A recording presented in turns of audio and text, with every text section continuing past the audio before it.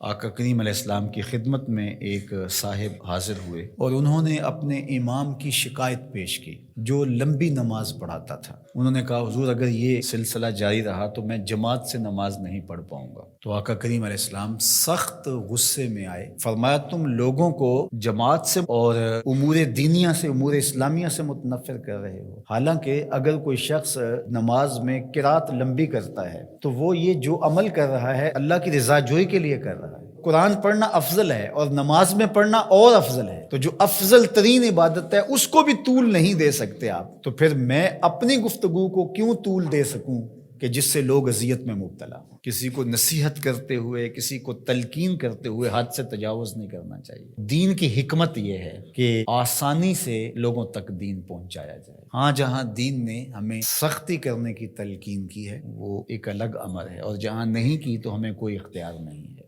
بعض لوگ واقعی بڑا دکھ دیتے ہیں، تکلیف پہنچاتے ہیں، اذیت پہنچاتے ہیں، وہ جب یاد آتے ہیں اور ان کی دی ہوئی تکلیفیں یاد آتی ہیں تو دل دکھتا بھی ہے، تو اس کا بعض اوقات بندہ علاج نہیں کر پاتا۔ تو میں نے تو وہ طریقہ آزمایا ہے، آپ بھی آزمائیں۔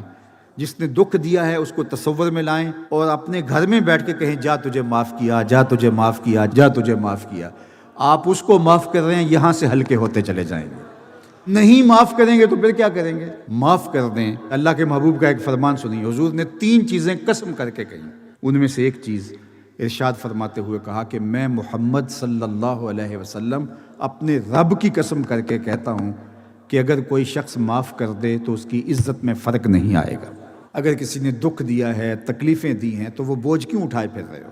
ایک تو وہ دکھ دیا، اس نے آپ کو اذیت پہنچائی، اور دوسرا آپ اس بوجھ کو اٹھائے پھر رہے ہیں۔ واقعی کوئی ایسا ہے کہ آپ سمجھتے ہیں کہ اس سے میں نہیں چل سکتا تو ایک کنارے پہ ہو جائیں، لیکن یہاں اتنا کچھ رکھنے کی ضرورت نہیں ہے۔ اس کو صاف کریں۔ اے دل حجرہ رب سچے دا، یہ اس کا حجرہ ہے، اس میں غیر کو کیوں بٹھایا ہوا ہے اور فضول لوگوں کو بٹھایا ہوا ہے؟ تو اس دل کے اندر اسی کے جلوے ہونے چاہیے، اسی کا جمال ہونا چاہیے، اور اسی کے رنگ اور اسی کا نور ہونا چاہیے۔